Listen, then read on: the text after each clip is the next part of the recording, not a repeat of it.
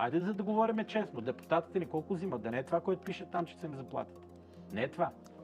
Значи всички взимат 15-20 хиляди лева заплати. Да. Абсолютно в висшия ешелон на държавната власт това са заплатите.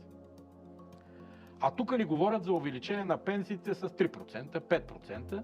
Старите хора мизерстват и умират, а ние където ходим на работа, примерно моята заплата с си плата газа. И оттам нататък нямам право да живеем. Моите деца нямат право да живеят. Ние сме работещи бедни. Извинявайте обаче това кой го прави? Да. Някаква свръхсили ли, извънземни ли? Той гълъб какво ми отчита тук пред хората? На какво ми се прави? Излиза с микрофоните, облекал костюм за 10 000 лева и ми говори глупости.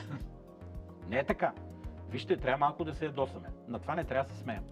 Това е много лошо отношение към нас. Тези хора са ни изключили, казвам ви, тези хора ние сме изключени като граждани. Те само ни ползват като оправдание за изборите и след това си правят каквото си искат. Не може хора, които взимат 15-20 хиляди лева заплати, да управляват хора, които взимат 500 лева и 1000 лева средна заплата. Не може това да се случва, защото за тях и бензина да стане 5 или 6 лева, те пак ще си добре. Христо Иванов бърка ли го, примерно, в неговия IT сектор и там крипто банди? Да. Интересува ли го, примерно, бензина дали ще стане 10 лева или 20? Не, защото те имат откъде да бръкнат и да извадат на бензиностанцията. Всички тия племпала.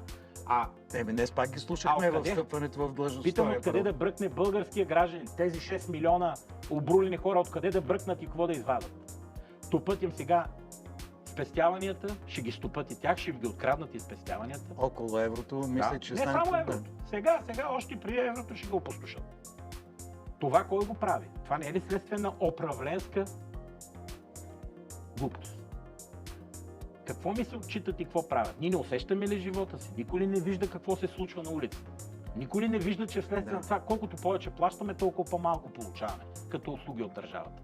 Да не говорим от сигурност какво получаваме. Нищо. Само искат да ни въвлекат във войни, се правят на интересни и вадат от социалистическите складове, а пък те не са сложили там нищо.